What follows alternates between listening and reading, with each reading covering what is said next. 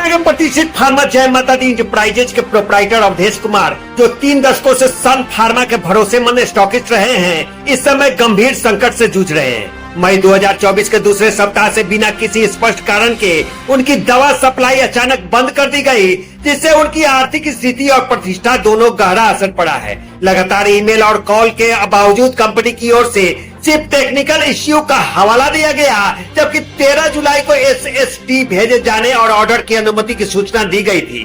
15 जुलाई को भेजे गए ऑर्डर के बाद भी न दवाई न कोई जवाब मिला।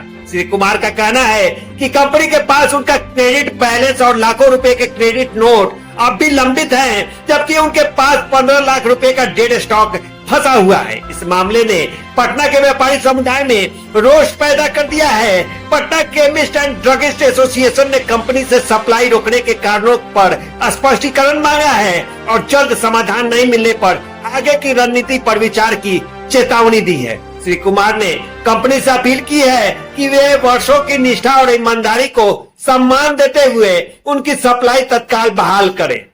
मेसर्स जय माता दी इंटरप्राइजेज का मामला यही है कि सन फार्मा से इनको स्टॉकिस्ट था मिला हुआ और 1993 से चला आ रहा था।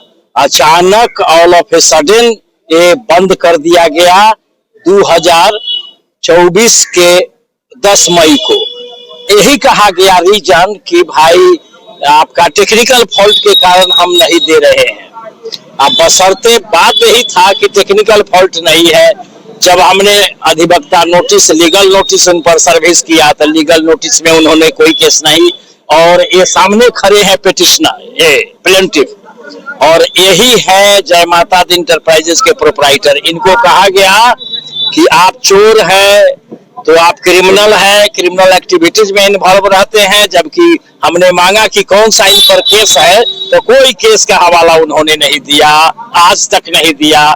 फिर लीगल नोटिस भेजा, लीगल नोटिस का जवाब आया, जवाब के बाद हम लोग रिज्वाइंडर किए, रिज्वाइंडर के बाद भी कोई ठोस सबूत नहीं आया। तब जाकर हम लोग मनी सूट 5 करोड़ 10 करोड़ जो भी होता है बनता है, इसका 50 करोड़ तक जा सकता है, जितना दिन हर जाना है। और इनको all of a sudden supply करना बंद कर दिया, जबकि ट्रेड और बिजनेस का हनन है, मौलिक अधिकार का हनन है।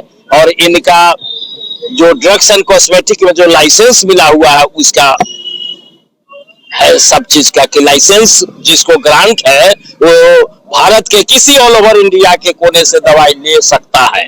कमीशन की भी बात आ रही थी वकील साहब। हाँ, कमीशन की बात आ रही थी इनके साथ 10% का। हाँ, डॉक्टर के 40% और 40% ऐसा कमीशन का बात, ये दवा का ये नाजायज खोरी है और कुछ नहीं था। इनके साथ इतना बड़ा घपला किया, इसलिए इनका आज डेट था, आज तारीख था, और इन पर सब जज 4 के यहाँ केस रजिस्टर था। उनका तरफ से वकील साहब अधिवक्ता हाजिर भी हुए हैं। अगली तारीख पड़ा है 12 जून को डेट पड़ा है, अगली तारीख। कोर्ट ने क्या कहा?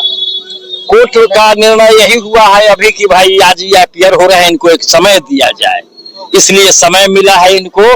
लेकिन इस बीच में इनका सारा गोविंद मित्रा रोड के प्रोप्राइटर हैं, जय माता दी के नाम से जाने जाते हैं। इन पर झूठा आरोप रच करके और बदनाम करने की कोशिश है, ताकि इनका मार्केट से पूरे बिहार, बंगाल, यूपी सब जगह के इनका ट्रेड और बिजनेस खत्म कर दिया। ये हमको 10% कमीशन मिलता था स्टॉकिस्टशिप में, डॉक्टर को 40% देता है कमीशन के तौर पे लिखवाने के लिए माल।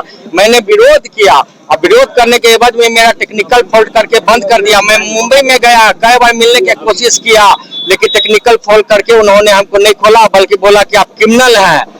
इसका के सर हमको नहीं खोला गया। उन्होंने उन्हीं का आदमी ने बताया, राजेश सिन्हा ने बताया कि कंपनी में टैक्स में बहुत सारा घोल मटोल किया। अगर कंपनी का जांच बैठेगा तो जांच एजेंसी इसको छोड़ेगा नहीं। कंपनी उसी का डिस्ट्रीब्यूशन जो हेड है 2022-23 में 4 महीना के कंप्यूटर हैक करके इन्होंने GST घपला करने का करोड़ों करोड़ का नाम लिया। राजेश सिन्हा ने बताया, उसका डिस्ट्रीब्यूशन वाले ने बताया, सभी को बताया, पर्सनली बताया सभी को। यही मामला है सर, हमने विरोध किया। हम मांग करते हैं कि मेरा सप्लाई किया जाए, जो हर्जाना है हर्जाना दीजिए, मैं कैश विड्रॉ कर लूंगा। मेरा जो स्टॉकिस्ट जो मेरा पेट पे लात मारा है, मेरे रेगुलर सप्लाई किया जाए। और हमारे सर रोजी रोटी पे सवाल उठ गया, हमको दुकान में बदनाम किया गया है, और बस यही मेरे पूरे मार्केट में